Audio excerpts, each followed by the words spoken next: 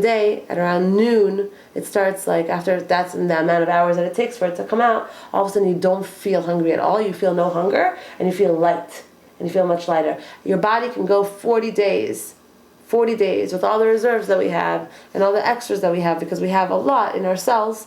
It can go 40 days without food or drink or water. That's how Hashem created us. That's how Hashem created us. That's how we're created. That's how our bodies are created. We're taught a bunch of nonsense, okay, from when we're very, very little.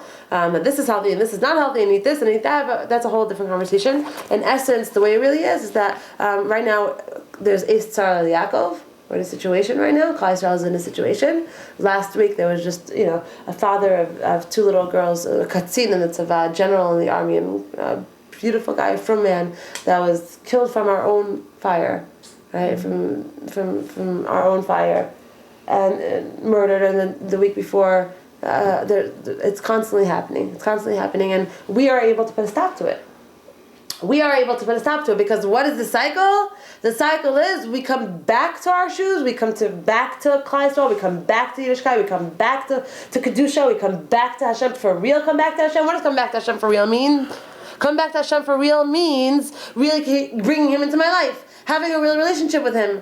This is not all just gefilte fish and chalent and having Gedolim pictures in my house. That's not what this is about. You can live in East New York. You can live in the ghetto and have your house full of light of Hashem.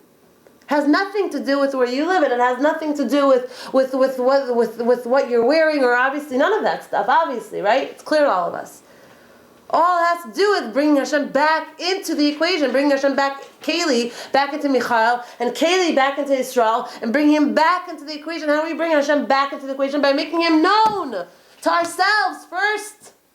Making Him known to ourselves first, being an awareness of Hashem, being an awareness of Hashem in my life. There is no mikre, there is no coincidence. What's mikre? Mem kuf reish hey. Rak me Hashem. That's mikra, it's the same letters. Rak me Hashem. Only from Hashem. That's the only reason that happened to you. You got into a car accident because it happened to you, because it's only from Hashem. It's only from Hashem. What is the Koach of Adar? The Koach of Adar, and what is the mazel of Adar? The mazel of Adar are fish and water. Right? What is water? When you stand outside of the beach, when you look at the beach, you look at the ocean, and you see, what do you see? You see waves, you see ocean, you see some shells, you see some stuff. Right? You don't see at all what's going on, the life that's going on underneath the water. You don't see the life that's going on underneath the water. It says that Olam Hazeh is compared to the shore. I'm sorry, Olam Hazeh is compared to the water, and Olam Haba is compared to the shore. Why? Olam Hazeh, everything is nistar. All the truth is hidden. All of reality is hidden. It's all beneath the water. You don't see it. You think that what you see is what you get. What's in front of you, what meets the eye, is what it is. Oh, he has this amount, or she's married to him, or she lives there, or he has that. Oh, so therefore they have the life, and look at me, I'm the big Nebuch case, because I have this and this happening to me in my life, right? Olam Hazeh is all sheker. What you see is not what you get. Olam Hazeh, all the stuff on the surface is what we see, the ocean that we see. There's a world underneath the ocean. A world of truth, of reality, of what's really what's going on there. And that's Olam Hazeh.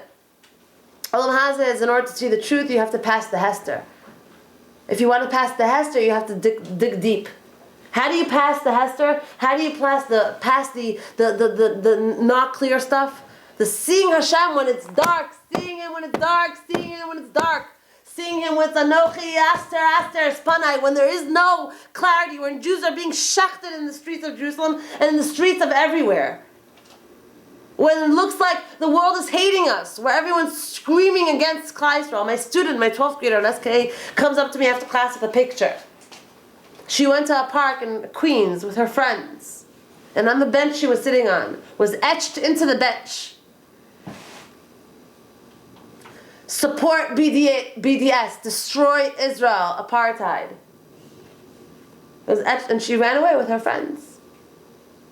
It's everywhere we're going. Why is it everywhere? Because it's not a mikre, it's not a coincidence. Hashem is clearly communicating with us. Look at the world around us. They want to eat us alive. They want to eat us alive. The Arabs, the Goyim, everyone. They hate us. When they hate us and they're on top, that means that Klal Yisrael's on bottom. We gotta get with the program. We gotta get on top. We gotta start swimming. We gotta start paddling faster. You gotta start paddling faster, not from fear, but from a place of, oh, I have to remember who I am again. I forgot. Right. I forgot. I have to remember who I am again. I forgot. I have to remember what I am. I have to remember what a powerhouse I am. What a responsibility I have. What an incredible opportunity I have with my 70 years, 80 years on this planet, 90 years on this planet. What an incredible, let me not get bogged down with the details. Let me not get bogged down with the stupidities that we're all dealing with. All the nonsenses that we all get caught up and emotional and wrapped up in. Let me remember where I'm going. Let me remember the big picture. Let me remember what's happening here. There's a war of the worlds, and the war of the worlds is the reason that they have power, the reason that they have force, the reason that they have strength, and the reason that they're succeeding. The only reason, girls, ladies, I'm telling Torah. This is Torah. This is Hashem speaking through me. The reason that the Goyim are succeeding, and the reason that we are faltering and failing, the reason for that is because we left Hashem out of the equation of our religion. We have to lose this religion. We got to lose this concept of religion. This is not a religion. We are a force. We're a light. We're a fire. We are true energy here. And the more alive we become, the more on top we get. We're like robots. We have to turn the robot on. All of a sudden it's like, it's alive. It comes back. We have to turn ourselves back on.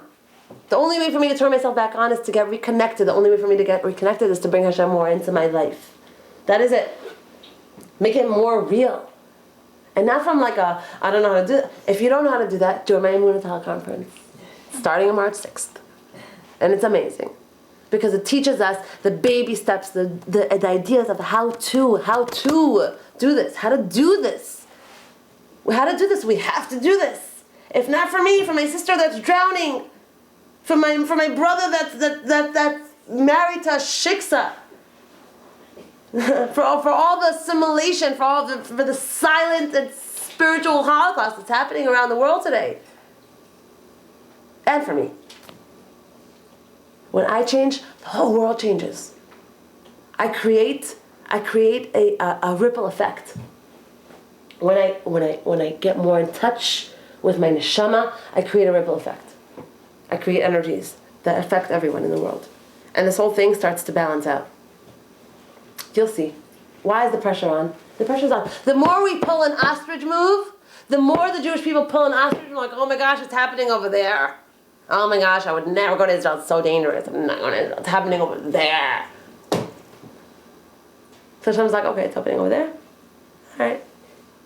Can you do something about it? You're the only ones that can do anything about it. Do something about it. Look at your history. Look at it. It's always been this way. It's always been that same cycle. Do something. Do something about it. Get up.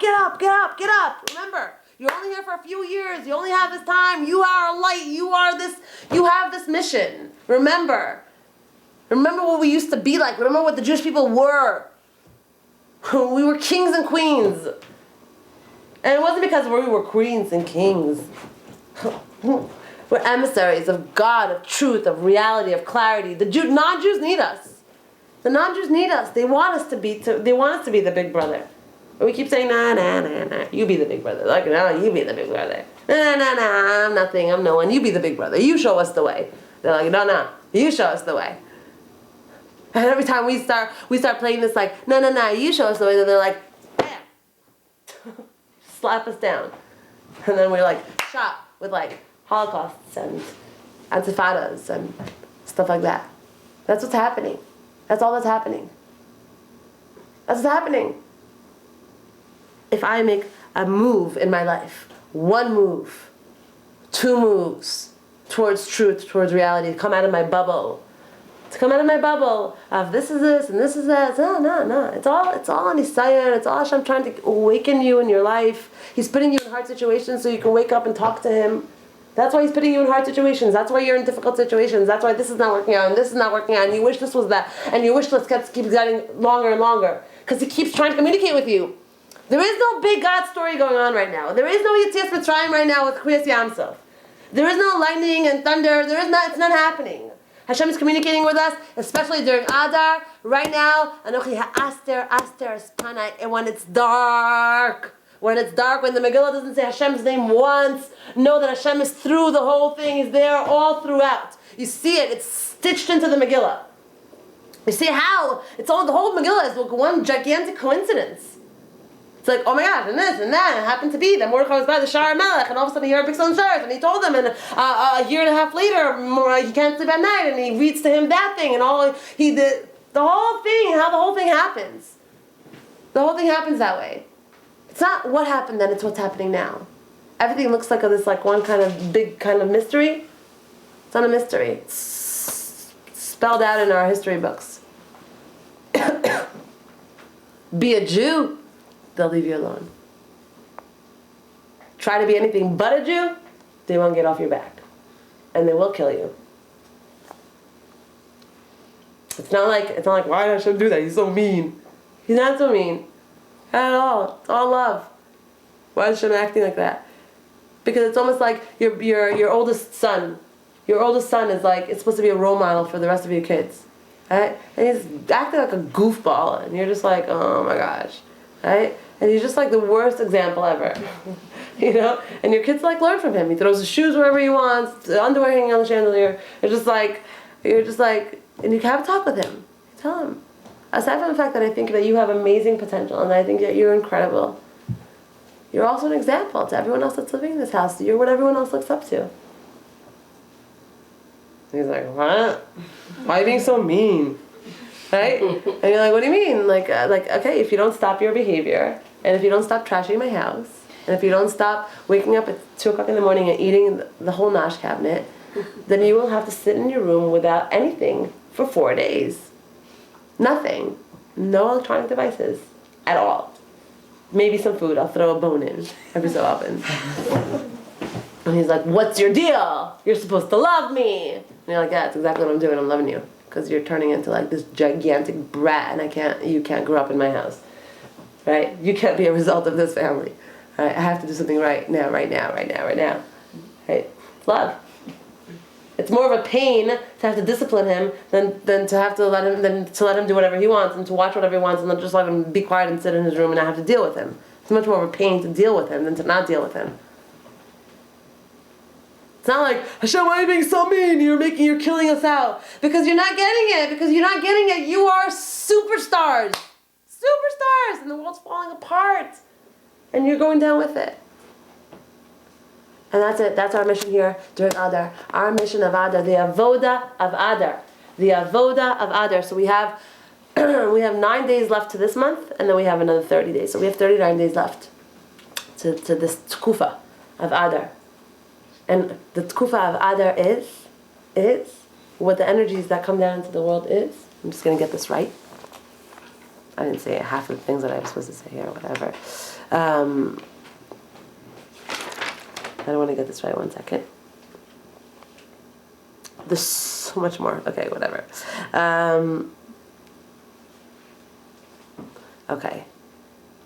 I just have to say one thing, because I just saw it here, and I have to say it, okay? I have to say it. The whole thing that happened with Amalek, right? The whole concept of Amalek. Haman comes from Amalek, right? Haman is the embodiment of Amalek, and the reason that we always say, right? We're always repeating this thing, but we don't even know who Amalek is. So what are we all busy running to shul saying, Parsha Zachar? Like, what are we so busy with this, like, remembering Amalek? I always thought it was so silly. Like, it was such a weird religion. Like running to shul, huddling in, everyone like has to be there by that one sentence. And like, okay, then we can all go home. Like, it's so strange if you think about it. It's weird, and we've been doing it for thousands of years. Why? So here's why. Because Amalek is not really a person or people here. Some people say that they're Germans, some people say whatever. Everyone can say whatever. Who knows? We don't know. Bottom line, we don't know who they are. And yet we're still busy, writing Amalek on the bottom of our shoes. Remember when we used to do that? Do you remember that? Oh my gosh. Writing Amalek on the bottom of our shoes and being able to kill the only nation in the world is Amalek. Those are the only people were allowed to kill. Babies, women, and men were commanded, not allowed, commanded. It's a mitzvah to kill. Amalek is an energy in the world. Amalek put this, because they were the way they attacked the Jewish people in the desert was so tremendous that it kind of like went into our DNA. Their energy went into our DNA. Their energy is suffix, doubt. Doubting this whole thing, doubting this whole religion trip. Doubting is Hashem listening to me. Doubting my prayer. Doubting my connection. Doubting this whole Torah thing. Doubting it. That doubt. You know, when you're not sitting in a Torah class, and when you're out, and when you're, I don't know, when the outside world looks so great and so fun. You're in Las Vegas. You're somewhere. And it's not, like, you don't want to be, like, thinking, like, okay, is this kosher? Is that, like, it's fine. Like, well, what could be wrong with corn? What could be wrong with, you know, or like, whatever, so I'll gamble, like, everyone gambles, like, so who's going to see me, and whatever, it's okay, or, right? Why? Because that's Amalek. What's Amalek? It's that, like, let me live, like, in this, like, religious bubble, sort of, like, I'm wearing this wig, I have, like, my lifestyle, right? But in essence, like, I'm not sure. Prayer, does he hear me? I'm sure everyone says tefillah, this, I hear every tefillah that doesn't go unanswered. And then they also say that he probably says no sometimes, most of the time, because like my stuff is not getting answered. And whatever, all this like, whatever, I'll do it because that's how I grew up, and whatever, I'm doing it. But there's doubt. If there weren't doubt, you understand, if there wasn't doubt in every single one of our minds that there is a Hashem, that he's really running my life, and that he's really, really very involved, and there's amazing hashgacha pratis, and that everything happens is for the best. If there wasn't doubt there, we would all be flying, soaring in our avodah Hashem. You understand that, right? It says straight up that Amalek is in every single person, and the reason we go to shul, and the reason we do this, and the reason we have a mitzvah, is because we have to timcha ez zecher Amalek mitachas l'shamayim lo tishkach. It says to eradicate the zecher, the last remembrance of Amalek, of this energy of doubt, that there is nothing really, and my tefillah doesn't really matter, or my avodah doesn't really matter, and what I do doesn't really affect anyone. If I do it this way, if I do it that way, or what I say, or what I eat, or it doesn't really matter. Timcha, eradicate that. It shouldn't exist underneath the sky. Lo tishkach, do not forget. Because the second doubts on any level comes into my equation, the second doubt comes into my equation, that Amalek comes into my equation, there is no real religion, there is no real chibur, there is no real connection. That's the job of Amalek. The job of Amalek is to squash that. It's to squash God. Squash him. It says that Hashem is nilcham ba'Amalek all the time. Hashem is constantly fighting Amalek all the time, whatever that means. It's basically the opposing force in the world to God. And it's inside of us. And we have it. And the reason that we're all now like on fire and jumping up right now and like going out to the world and coming home and hugging our husbands and saying, it's all good, it's all from Hashem, we're going to be Eved Hashem, let's throw out this TV, let's bring Kedusha into this home, let's whatever. The reason we're not there is because, no, could be not. It was a nice talk. Inspirational, great food. Truth, straight up. I'm not BSing anyone. I'm here for a real reason. It's not for the money. Really. That's the reason. That's the reason it happens for me and it happens to all of us. That's what's happening. Whatever. I'll for sure, I'm not taking off my wig. I'm not gonna, whatever, but you have to be realistic, You have to live in the real world, I love that one. I love it. Like, if anyone, please send people to say that to me, because I have such a mouthful of stuff to say back to that. You have to realize, it's very nice. I get this all the time. Devorah, it's very nice what you say. Really, I love this one. This is the best. We love your energy and your spunk. It's great. I don't feel degraded at all, or talked down to at all, but, we love your enthusiasm and your brightness to the way you view life, but be realistic, like, listen, woman, right? Because you're not living in reality. I am living in reality. You're not living in reality. I try to anyway. I want to. I really, really want to, and I'm always like, Hashem, I want to live in reality. Please, Abba, hi. I'm down here. Please let me live in reality. Don't let me live in a lie. Right? It's really important to always ask for that. It's really important. That is Amalek, and that is Haman.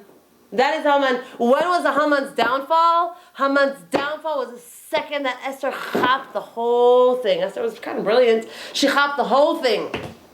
Aside from the fact that she also had Devorah.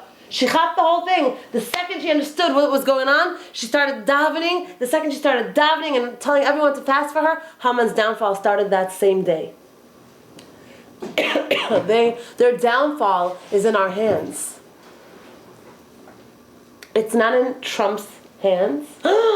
No, it's not. Everyone's like, we need a leader. We need someone that's going to deal with it. There's no one that is going to be able to deal with the reality because there's God that's controlling what's going on in this world.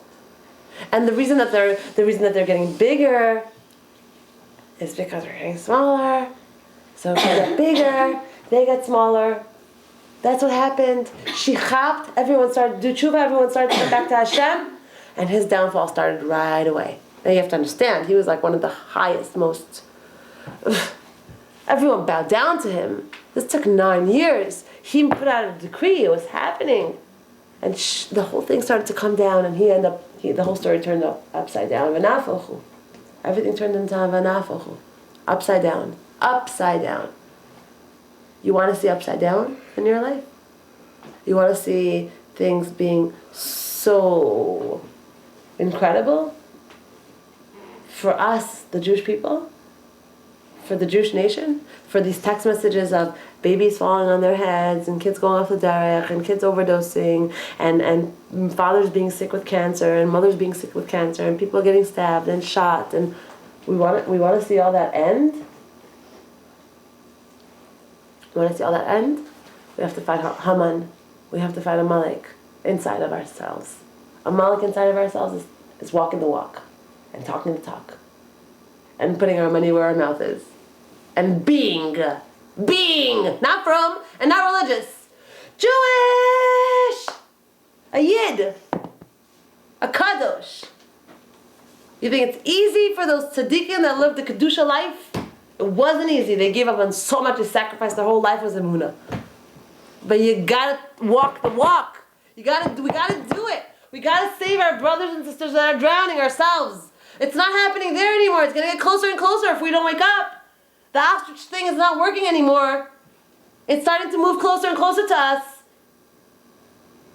So now it's on a park bench in Queens, and soon it's gonna be here. And what is until they get to our doors and start knocking on our doors like they did by the Holocaust? When people were waiting behind their doors shaking before the Nazi soldiers would come in, and then they came in, and then the inevitable happened?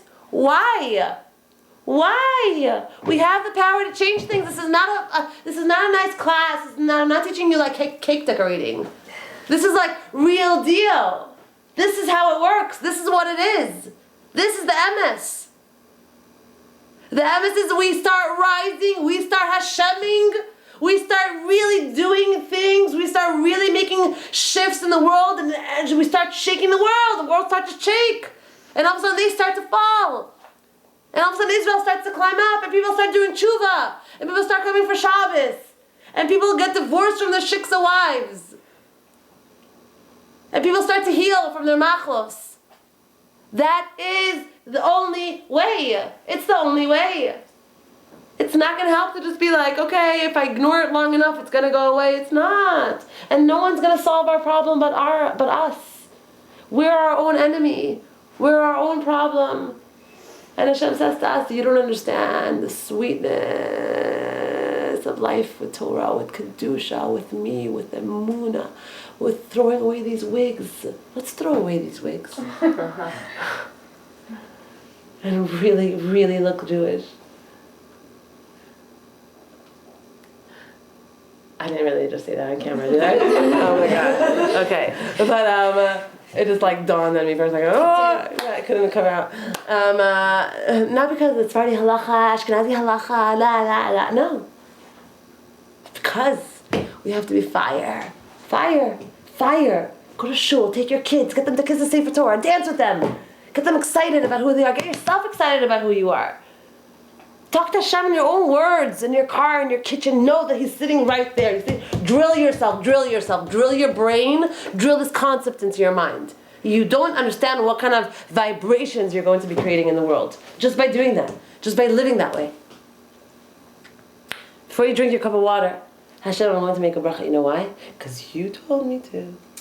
And I want to get close to you. Baruch atah Hashem. Making it real, making it live, making it tangible. It's not quantity, it's quality. It's not how much mitzvahs you do, how much you daven, how many pairs of skirts you wear. It doesn't matter. It's where you are when you're doing it. You make your brachos anyway. Make your brachos. Talk to Him for 2 seconds. Talk to Him. Talk to Hashem. I know you love me. I love you too so much. Help me see the truth. Help me be clear. Thanks. It's awesome. Real. We have to come back to life, to real. And just doing that tomorrow will be zachaf to good news. Just from that. Thank you all so much for coming. Love you all. Keep coming. Oh, 2 things. One thing is, yes, Emunah Tal Conference starting the 6th. I hope you all sign up. It's 6 parts. It's a 6-week thing. It's my last one that I'm doing this way. After Pesach, I'm starting a whole different series, a whole different thing. But this one is going to be. This one is pretty amazing. I'm also going to talk about a lot about Purim and Pesach that are coming up, but not so much about Purim and Pesach like other things, like what Emunah is, how to create Emunah. We have a few people here that took the course, and so it's starting again March 6th. If you want to get my newsletter, I have a newsletter that I just started that's going out with video clips and just like thoughts and ideas. If you want to get it to your email, write your email down for me so I can add you to my list. And if you want to sign up to the Emunah Tal Conference, just send me an email. And I'll give you my email address. You can send me an email or a WhatsApp message, and I'll give you all the details, everything that we're learning. If you want to find out about it, and if you also know people, this is another thing. If you know people that can really, really use it, I have scholarships that I can give. That I would be very happy to give to the right people that really need it. So let me know. Okay, it's $100 for the whole thing. It's not like this major investment, but it's a major investment spiritually. So here you can write your email addresses if you want the newsletter, and